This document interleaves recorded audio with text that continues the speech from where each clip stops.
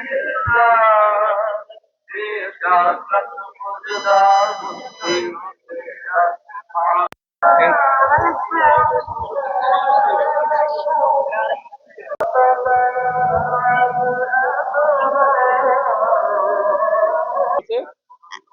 নামাজ অনেক ভালো লাগতেছে এবং ঈদুল ফিতরের নামাজ এবং দেখেন অনেক মানুষ আসছে, এদের মাঝখানে আমি নামাজ পড়তেছি, একটা গর্ব আমার আছে। জি, কে কে আসছে? আমরা আব্বু আসছে, ভাই এই যে আসছে, আমার আব্বু আছে, আমার ছোট ভাই আছে, আমি আসি, আমরা মিলে সবাই একসাথে আসছি। আজকে নামাজ শেষে আমরা নামাজ শেষে কোলাকুলি করবো সবার সাথে, তারপরে আমরা বাসায় যাবো, বাসায় যে বন্ধু বান্ধব নিয়ে আমরা ঘুরতে বেরোবো। ঘুরতে বেরোলে হালকা পাতলা ঘুরবো, ঘুরে আসে এরপরে সালামি টার্গেট আছে, সালামি নিয়ে চেষ্টা করবো টার্গেট। এরপরে বাসায় থেকে আবার বেরোবো, বেরোয় আমরা বাইরে ঘুরতে বেরোবো বাবা মা নিয়ে। ঘুরতে বেরোলে আমরা এয়ারপোর্ট যাবো ঘুরতে।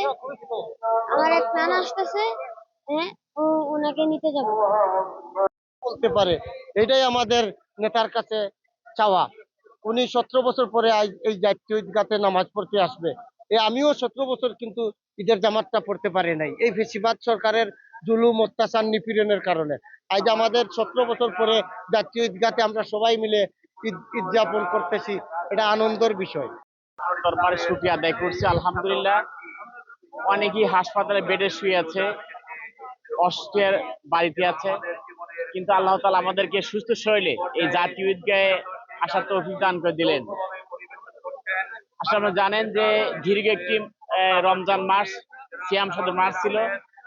আমাদের যে রমজান যে বার্তা দিয়ে গেল, সিয়াম সাধনার এই রমজান একটি প্রশিক্ষণের মাস, নিজেকে সংশোধনের মাস, একটা ট্রেনিং এর মাস।